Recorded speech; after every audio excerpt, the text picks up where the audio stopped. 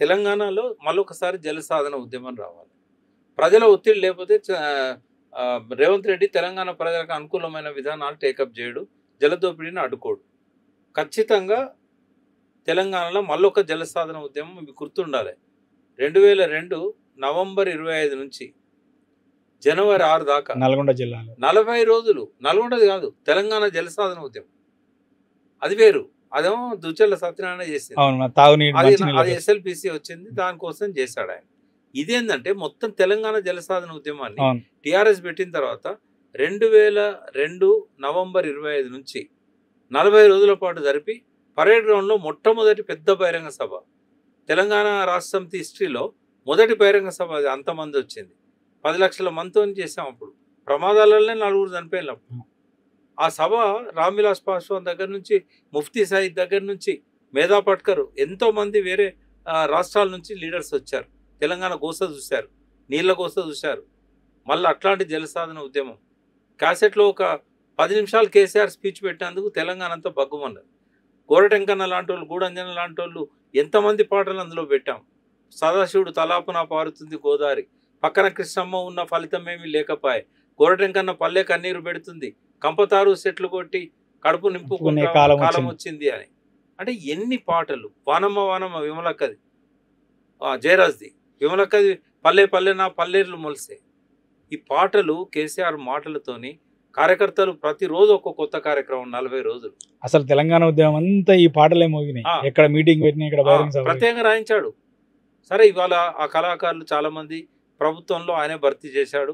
ఇవాళ వాళ్ళందరూ ఉద్యోగాలు భద్రంగా ఉన్నాయి కాబట్టి, ఆ వెన్నెలమ్మ ఆధ్వర్యంలో వాళ్ళందరూ పనిచేస్తున్నారు కాబట్టి మళ్ళీ తెలంగాణ జలసాధనకు వాళ్ళు రారు. కొత్త సైన్యాన్ని తయారు చేసుకోవాలి, కొత్త సాంస్కృతిక బృందాన్ని తయారు చేసుకోవాలి. కేసీఆర్ చేసిన పెద్ద తప్పు ఏంటంటే సాంస్కృతిక విప్లవం తీసుకురావాలి తెలంగాణలో. ఉద్యమ స్ఫూర్తిని తెలంగాణ అభివృద్ధికి వాడుకోలే. ఉద్యమకారులను చాలామందిని పక్కకు పెట్టేశాడు. ఇవాళ చేయాల్సింది ఏంటంటే తన తప్పును సరిదిద్దుకున్నట్టు ఉంటుంది, మరొకసారి తెలంగాణ సోయి తెచ్చినట్టు ఉంటుంది, జలసాధన ఉద్యమాన్ని పట్టాలకు ఎక్కించినట్టు ఉంటుంది, జలసోయి కల్పించి ప్రభుత్వాన్ని ఆపాల్సిన అవసరం ఉంటుంది. 3 ఏళ్ళు కాలం గడుపుతామంటే కుదరదు. మీరు తెచ్చిన తెలంగాణ ఆగమైపోతుంటే ఎట్లా కూసోబుద్ధి అవుతుంది?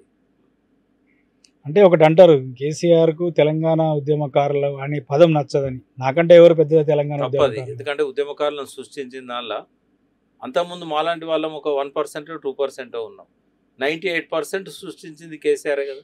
నచ్చదని కాదు, అంటే అందుకే నేనే ఉద్యమకారుని, నాకంటే ఎక్కువ ఉద్యమకారుని అని భావిస్తాడని ఆయన అనుకొని. కానీ వాస్తవం ఏంటంటే ఆయన మాటలు, ఆయన పాటలు, ఆయన రాయించిన పాటలు, ఆయన నైపుణ్యము, ఆయన వ్యూహము, ఆయన ఎత్తుగడ, ఇవేవి లేకపోతే తెలంగాణ బండి పట్టాలకు ఎక్కేదా? ఆయన ఇప్పుడేమనుకుంటాడనేది కాదు. వాస్తవంగా ఏంటంటే కేసీఆర్ ఎప్పటి పరిస్థితిలో తగ్గట్టుగా అప్పుడు దాని తగ్గట్టుగా ఆయన ఉంటాడు. ఉద్యమ కాలంలో ఉద్యమకారులు అందరూ ఆయనకు కావాలి సైనికులుగా. రాజకీయాల్లోకి వచ్చినప్పుడు సీట్లు గెలవడం ముఖ్యం. ఇవాళ ఉన్న పరిస్థితి ఏంది? కులము, డబ్బు, రాజకీయ పలుకుబడి, ఇవి ఉన్న వాళ్ళందరూ పార్టీలలో ఆల్రెడీ సెటిల్ అయి ఉన్నారు. కొత్త వాళ్ళకి అవకాశమే ఇస్తలేరు. మరి చెట్లాగా కొత్తలను తయారు చేయడం కంటే ఇది అడ్డదారి షార్ట్ కట్ కదా. అందుకే ఏం చేసిండు, అన్ని పార్టీలను ఖాళీ చేశాడు. అంటే అడ్డదారి దొక్కడమే కేసీఆర్ ముప్పైంది. ఒకవేళ అడ్డదారులు దొక్కకపోయి ఉంటే ఇవాళ ఆయన ప్రభుత్వం పడిపోయేదా? ఉద్యమకారులంతా ఆయన భుజాల మీద మోసుకొచ్చి 3వ సారి ముఖ్యమంత్రిని చేసేవాళ్ళు కాదా? ఆయన చేసిన తప్పుకు ఆయన శిక్ష అనుభవిస్తున్నాడు. కానీ పశ్చాత్తాపడితే లాభం లేదు, ఇంట్లో కూర్చుంటే లాభం లేదు. ఇవాళ తెలంగాణకు గడ్డు దినాలు వచ్చినాయి, కష్టకాలం వచ్చింది, జలదోపిడీ యథేచ్ఛగా సాగుతున్నది, ఉద్యోగాలు ఆగమైపోతున్నాయి, నీళ్లు పోతున్నాయి. అందుకే మళ్ళీ రావాలి. ఆయనే ఎందుకు రావాలి అని అంటే ప్రజలు ఆయనను బాగా రిసీవ్ చేసుకుంటారు, వెల్ కనెక్టెడ్. ఆయనే సామెతలు చెప్పినట్టుగా ఇంకోరు చెప్పలేరు. ఆయన మాటల్లో ఉండే ఆ కాఠిన్యం కానీ, ఆ మమకారం కానీ ప్రజల పట్ల, ఆయన ముఖంలో వచ్చే ఆ బాధ, వేదన, కన్నీళ్లు ప్రజలను మళ్ళీ కదిలిస్తాయి. కేసీఆర్ కు తెలంగాణ ప్రజలలో ఒక లెజిటిమసీ ఉన్నది. ఇంకోటి ఆయన ప్రభావం తగ్గలేదు. ఇప్పుడు రేవంత్ రెడ్డి మాట్లాడితే నీకు కొన్ని 100 మంది 1000 మంది చూస్తున్నారు. కానీ కేసీఆర్ స్పీచ్ వస్తుందంటేనే గంట ముందే లక్షల్లో పోతున్నది రేటింగ్. ఒకరోజు ఆయన TV9లో 2 గంటలు ఇంటర్వ్యూ ఇచ్చినప్పుడు మొత్తం తెలంగాణ కాదు, ఆంధ్ర తెలంగాణ 2 కూడా టీవీల దగ్గర కూర్చున్నాం. మరి అదే ముఖ్యమంత్రి మాట్లాడితే టీవీలు బంద్ చేస్తారు. రోజుకి అదే ఆవుకథ కదా, ఎన్నిసార్లు వింటారు? అదే నిన్న మొన్న ఇదే విషయాన్ని రసమై బాలకృష్ణ కూడా ఏదో ప్రెస్ మీట్ లో చెప్పినట్టుండే. రేవంత్ రెడ్డి మాట్లాడుతుంటే చిచ్చి అని అందరూ టీవీలు బంద్ చేస్తున్నారు. నేనైతే బంద్ చేస్తున్నా చాలా రోజులు. మీరు జనం కూడా చేస్తున్నారు. రేవంత్ రెడ్డి నిన్న కూడా ఆ టీవీ బంద్ చేయడం వల్లనే నేను మిస్ అయ్యాడు. ఆయన ఆ టీవీ పెట్టుకొని ఉంటే అంటే ఇప్పుడు మీరు అన్నట్టు ఇష్టం ఉన్నా లేకున్నా ఒక ముఖ్యమంత్రి అంటే ఆయన తప్పు చేస్తున్నా కూడా తప్పును తెలుసుకోవడానికి వినాల్సి వస్తుంది, చూడాల్సి వస్తుంది. ఏం మాట్లాడుతున్నా ఫాలో కావాలి. నాకు ఆల్రెడీ బ్రెయిన్ హెమరేజ్ అయింది. డాక్టర్ ఏం చెప్పిందంటే ఎమోషన్ కావద్దన్నాడు. ఎమోషన్ కావద్దన్నాడని డిబేట్స్ లో పోతలేను. మెయిన్ స్ట్రీమ్ మీడియాలో డిబేట్ లో పోక 2 సంవత్సరాలు అయింది. ఇంకా 2022లో నాకు బ్రెయిన్ హ్యామరేజ్ అయింది. కాబట్టి నేను ఎమోషన్ కావద్దు. కానీ కేవలం ఆయన వార్తలు చూస్తున్నప్పుడు, ఆయన మాట్లాడే మాటలు అబద్ధాలు చూస్తున్నప్పుడు రక్తం ఉప్పొంగుతుంది. కాబట్టి నా హెల్త్ నాకు ముఖ్యం. అది సహజం కదా, మనిషిలో ఉండే ఒక నేచురల్ రియాక్షన్. నా హెల్త్ కాపాడుకోవడానికి నేను అప్పుడప్పుడు అదుపు తప్పి కూడా మాట్లాడుతున్నా. ఆవేశంగా కొన్నిసార్లు ఎమోషన్ అయ్యి బ్లడ్ బాయిల్ అయ్యి ఆవేశంగా మాట్లాడి కొన్ని నా నోట్లోంచి రాని పదాలు కూడా వస్తున్నాయి. నేను సంజాయించుకోవాలి మొదలు. దానికి కారణం అక్కడ వాళ్ళు ప్రవర్తిస్తున్న తీరు, వాళ్ళు మాట్లాడుతున్న తెలంగాణ ఊపిరిగా బతికిన వాళ్ళం కదా రమణ. ఇప్పుడు నేను మిమ్మల్ని పోవడానికి కాదు, ఇవాళ ఉన్న జర్నలిస్టులల్లో 97లో తెలంగాణ కోసం ఎవరు రాని రోజుల్లో తెలంగాణ మహాసభలో మనం కలిసి పనిచేసినాం. వీళ్ళకి గుర్తుండదు. అది మా రూమ్ లోనే ఆ తెలంగాణ బులెటిన్ తీసుకొచ్చిన టేప్ రికార్డర్ పెట్టి ఆ స్పీచ్లన్నీ కూడా భాస్కర్ ఎస్పీ కాలేజీ ఆ పక్కన ప్రగతి వేదిక మీటింగ్ పెట్టినప్పుడు దాసరి రంగాచార్య, జయశంకర్ గారు వీళ్ళందరూ వచ్చినప్పుడు నువ్వు పెన్ను పట్టుకొని నోట్స్ అన్ని రాసి ఆ పత్రికలో ప్రింట్ చేసినాం. అంటే మనం 25 ఏళ్ళ జీవితాన్ని 25+3 28 ఏళ్ళ జీవితాన్ని మనం పెట్టాం కదా. మనకు బ్లడ్ బాయిల్ కాకపోతే కూర్చొని డబ్బులు సంపాదించడం అవుతుందా? నేను అదే చాలా సార్లు చెప్తుంటా. 2001లో తెలంగాణ ఉద్యమం ప్రారంభం కాలేదు. 2001 కంటే ముందే అయింది. 96 నుంచి అయింది. దానికంటే ముందు వరంగల్ డిక్లరేషన్ కూడా ఉందని చెప్తాం. సరే, అది చాలా మంది దాన్ని గుర్తించడానికి అంగీకరించారు. ఎందుకంటే అది గుర్తిస్తే ఇది ఎవరు గుర్తించినా గుర్తించకపోయినా ఇవాళ మన రక్తం ఎందుకు మరుగుతుందంటే మనం తెలంగాణ ఊపిరిగా శ్వాసగా బతికాం. ఇలా 1200 మంది పిల్లలు బలిదానాలు చేసుకున్నారు. దేనికోసం చేసుకున్నారు వాళ్ళు? మరి వాళ్ళ త్యాగాలకు ఫలితం ఉండాలి. తెలంగాణ మహాసభతో సూర్యాపేట అంటే ఇంత సోయి కలిగించినాం, ఇంత లిటరేచర్ తయారు చేసినాం.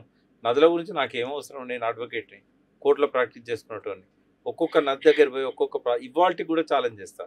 తెలంగాణలో నేను చూడని నది లేదు, నేను చూడని ప్రాజెక్ట్ లేదు, నేను తిరగని నది లేదు.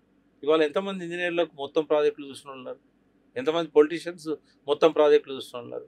అర్ధరాత్రి నిద్రలు లేపితే గడగడ చెప్తే నేను లెక్క ఇంతసేపు నీతో మాట్లాడిన నా దగ్గర ఫిగర్స్ ఉన్నాయా?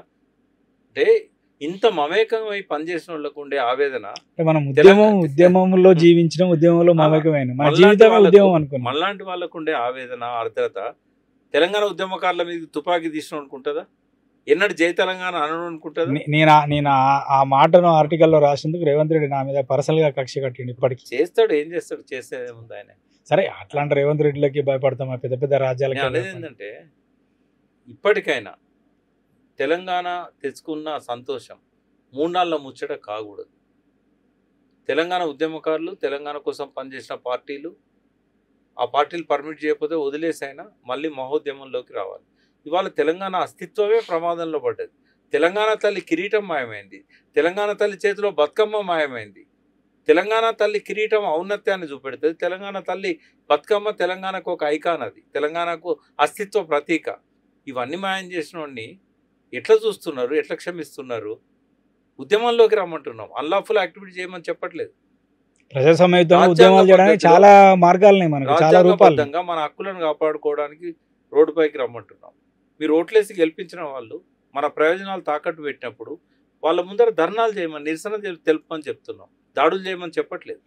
ఈ మాత్రం కూడా చేయకపోతే ప్రజలకు ఇంకా మీకు డిమాండ్ చేసే హక్కు ఎక్కడి నుంచి వస్తుంది? మీరు ఎట్లా తెలంగాణ నుంచి ఫలితాలు తీసుకోగలుగుతారు? కళ్ళ ముందు నీళ్ళని కదిలిపోతున్నాయి కదా, మళ్ళీ మనం ఎప్పటిలాగా గంజి అవుదామా? అంటే ఎందుకు తెలంగాణ ప్రజలలో ఒక నిస్తేజమైన వాతావరణం వచ్చిందంటారు? ఇప్పుడు ఏమైందంటే ఆశపడ్డారు, మోసపోయారు. కేసీఆర్ 2000 ఇస్తాడు, రేవంత్ రెడ్డి 4000 ఇస్తానంటుండు. నిజంగానే వస్తాయి అనుకున్నారు. రకరకాల ప్రలోభాలు, రకరకాల డబ్బు ప్రవాహాలు, తర్వాత కేసీఆర్ గారి పాలనా పద్ధతుల పట్ల కొంతమందికి నాకే నచ్చలేదు.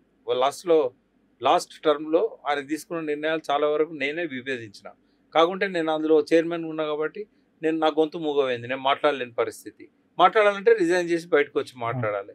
సరే ఇవాళ మన పరిస్థితి ఏంటంటే రెక్కాడితే డొక్కాడని పరిస్థితి ఏంటంటే ఎక్కడ ఉన్నామో గానే 4 డబ్బులు సంపాదించుకోకపోతే ఇంటి రెంట్ కట్టలేని పరిస్థితి, ఖర్చులకు డబ్బులు లేని పరిస్థితి.